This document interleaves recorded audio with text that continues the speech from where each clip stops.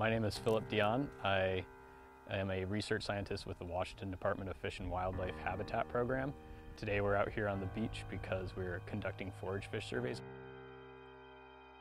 Forage fish are small, schooling fish that everything else likes to eat.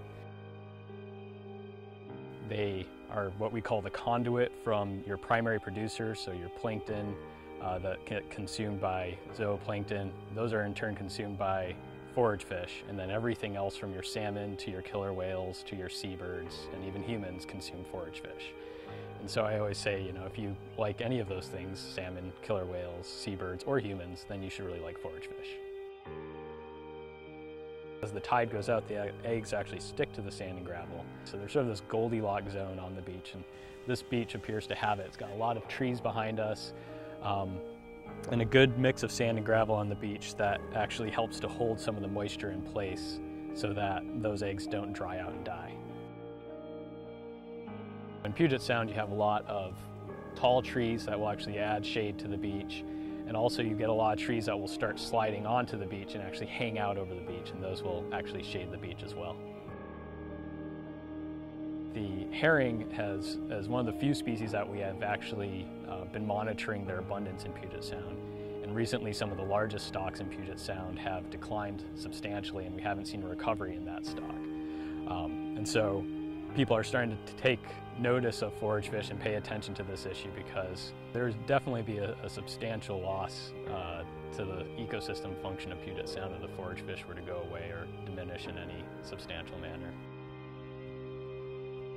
We had a unique opportunity to put a lot of boots on the beach, so to speak, in South Sound. We've been sampling for the past several months, and we intend to sample all the way around southern Puget Sound every month on a monthly basis until June of next year, and hopefully beyond that. Ideally, we'd be able to take this model and expand it throughout Puget Sound. We're sampling on a monthly basis so that we can learn more about when they're spawning, where they're spawning, how frequently they're spawning, because these are still unknowns for the most part. We have some ideas of peak spawning periods, but we're learning that those spawning periods are actually longer than we had expected to see.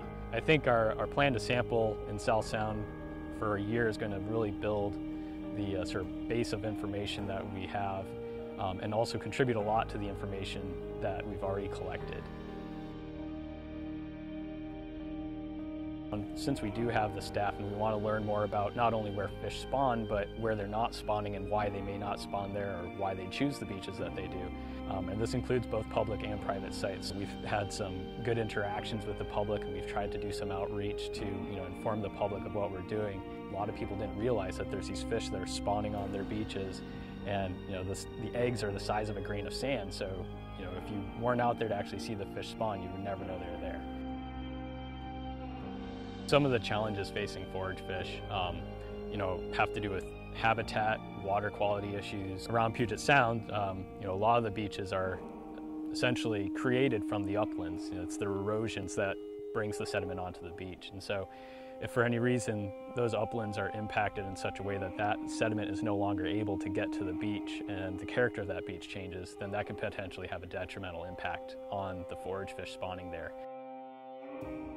Some of the questions that we're answering may help policymakers down the road, figure out better ways, or even engineers figure out better ways to, protect people's property in the uplands, but also to protect the forage fish habitat so that, everybody sort of wins in the end.